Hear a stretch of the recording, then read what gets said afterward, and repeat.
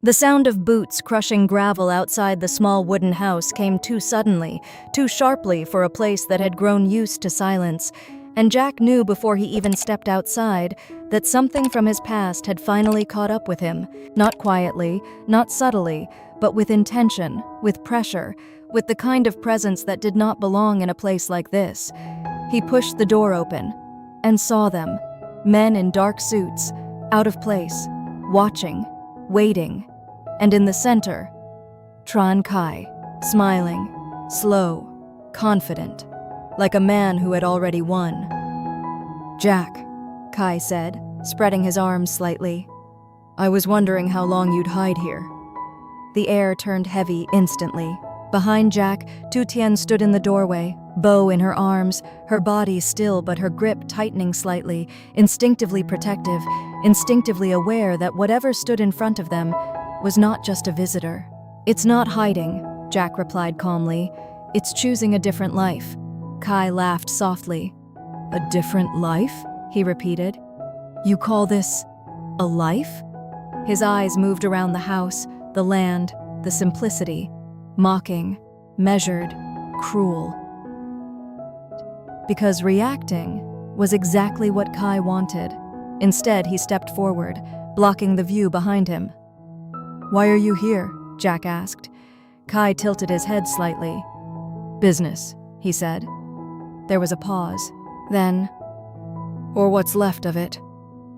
That landed hard, because even though Jack had walked away, his name still existed, his past still had weight, and Khải knew exactly where to press. "You abandoned everything," Khải continued. "Contracts, responsibilities, people, money." Jack's jaw tightened. "I settled what I needed to," he said. Khải smiled wider. "No," he corrected. "You ran." The silence stretched, dangerous, but before it could escalate, a small sound. Bow stirred, a soft, restless movement, and Khai's gaze shifted, for the first time, toward the child. "So this is what you traded everything for," he said quietly. The tone changed, not mocking, not entirely, something colder, something more calculating. Tiên stepped forward instinctively, closer to Jack, her voice calm, but firm. "You've seen enough," she said. "Leave." Khải looked at her, longer this time, studying, evaluating. "So you're the reason," he murmured. Jack moved slightly in front of her. "That's enough." Khải raised his hands lightly, relaxed. "I'm not here to fight," he said. "Not today." And then, his voice dropped. "But I am here to remind you that things don't just disappear because you walk away." The words lingered, heavy, unavoidable. "You still owe people," he continued, "and those people are starting to lose patience." Jack didn't move, didn't blink, but inside, something tightened, because this was the part he had hoped would never reach here. "Whatever you want," Jack said slowly. "Say it to me. Leave them out of it." Khải smiled again, that same smile. "I already did." And then, he turned, walked back toward his car, but before getting in, he paused. "Think carefully," he added without looking back. "Because next time, I won't come just to talk." The engine started, the car disappeared down the road, and the silence that followed was worse than before, because now, it wasn't peace, it was waiting. Jack stood still for a long moment, then finally, exhaled. Tiên stepped closer. "What does he want?" she asked. Jack didn't answer immediately, because the truth was complicated. "He wants control," he said eventually, "and he knows exactly how to get it." Tiên looked at him, carefully. "You're going to have to go back, aren't you?" she asked. The question was quiet, but direct. Jack looked at her, then at Beau, then back at the empty road.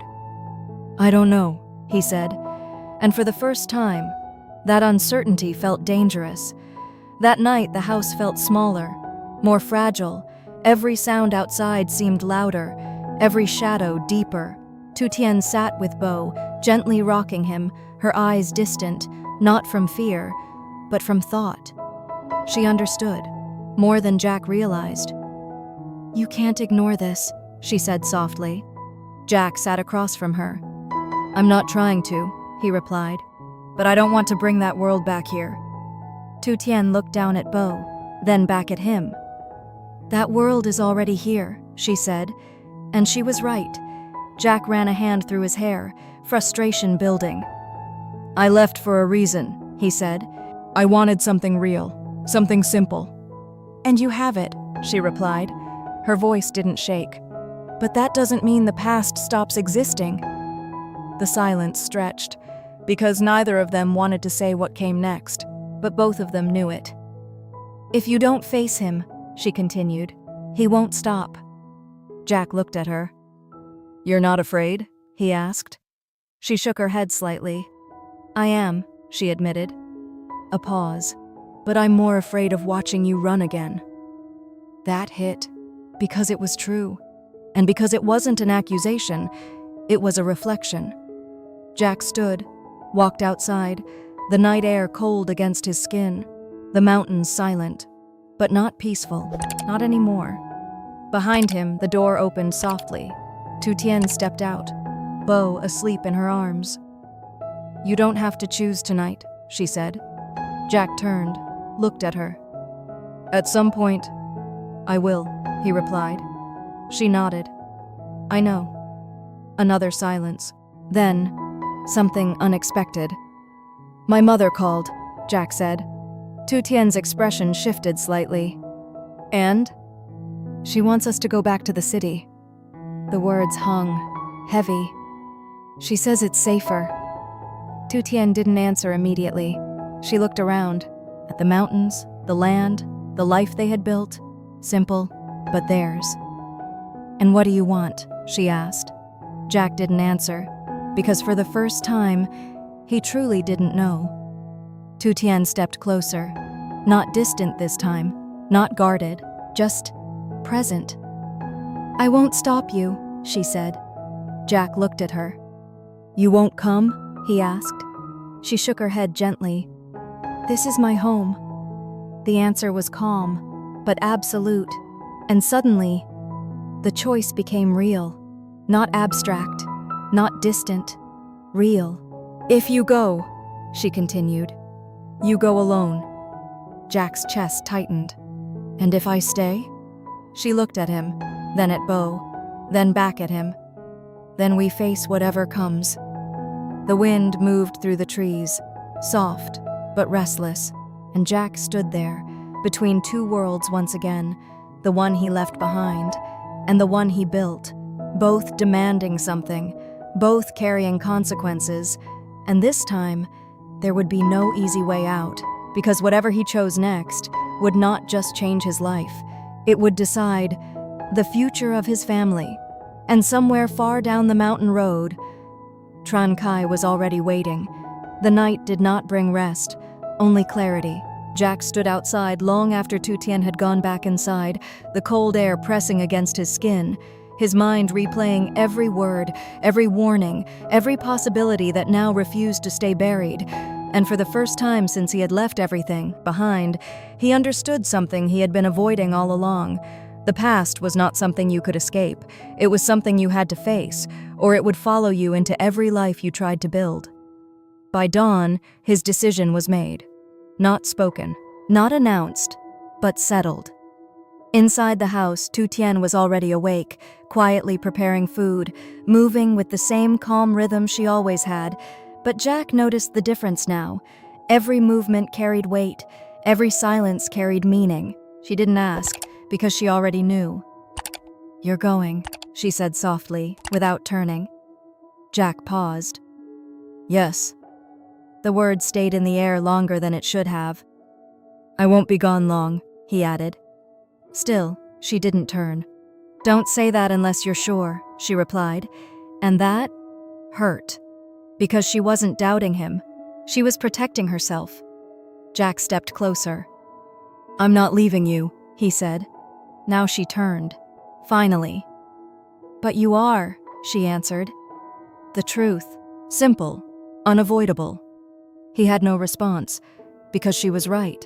And yet, he had to go. Stirred lightly in the corner, letting out a soft sound, and both of them looked at him at the same time, the same instinct, the same concern, the same love, and in that moment, everything felt both fragile and unbreakable. Jack walked over, picked him up, held him carefully. "I'll fix this," he whispered, not just to Bo, but to both of them. Tien watched, and for a brief second, her expression softened, but only for a second. "Come back safe," she said. "Not come back soon, not come back to me, just safe." And that said everything. The city felt colder than he remembered, not because of the weather, but because of what it represented. Pressure, power, consequences. Jack stepped out of the car with a different presence now. No suit, no title, no protection, just a man who had chosen something else, and now had to defend it. Trần Khải was waiting. Of course he was, leaning casually against a black car, as if this had all been arranged, because it had. "I knew you'd come," Khải said, smiling. Jack didn't return it. "Let's skip the performance," Jack replied. "What do you want?" Khải pushed himself off the car slowly. "What I always wanted," he said. "Control." A pause. Then, "You left everything too easily." Jack stepped closer. "I didn't leave anything unfinished." Khải laughed. "That's where you're wrong."